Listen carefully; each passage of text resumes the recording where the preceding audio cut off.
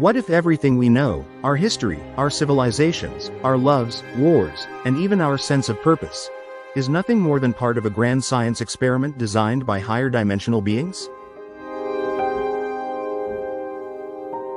Imagine Earth as a petri dish, carefully cultivated in a cosmic lab where our galaxy is just one among thousands of variables being observed. Not by gods, but by scientists. Not with divine intention, but with clinical curiosity. What happens when you introduce organic molecules in a planet with the ideal chemical soup, add the right mix of environmental pressures, and let time do the rest? Thus, Earth is born, not in chaos, but in calculation. The primordial oceans stir under the observation of entities far beyond our comprehension. Evolution isn't random here. It's a guided simulation, allowed to run free within specific parameters, much like AI is trained in our own labs. Life begins to crawl, then walk, then reason.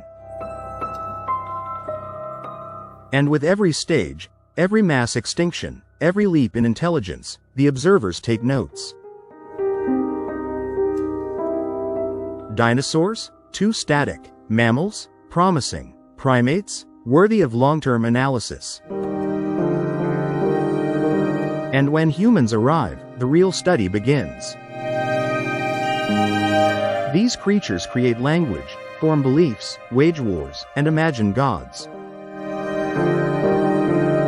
They love, they suffer, they hope. They are irrational, and that is what makes them fascinating. Maybe the researchers assign teams to different disciplines. One group studies our economic systems. Another monitors emotional behavior. A third observes how we build narratives, religion, philosophy, science fiction itself. There may be debates in their lecture halls about how our moral frameworks evolve. Do humans become better over time, or just more efficient at disguising primal instincts? A thesis is written on why humans invented borders. A doctoral defense questions whether the internet accelerated or collapsed empathy. Of course, ethical concerns arise. If the beings monitoring us are advanced, surely they wonder, is it right to let us suffer for the sake of data? Do they flinch during our world wars, or do they log it as an inevitable part of complex social evolution? And what if one rogue scientist falls in love with the experiment, sends a signal, leaves a trace, inspires a prophet, or tweaks DNA just a little too much? Perhaps they already tried this elsewhere, on Mars, on a moon around a distant star, and Earth is just the version that hasn't failed yet. Or maybe we're a control group in a much larger cosmic study. What happens when a species believes it is alone?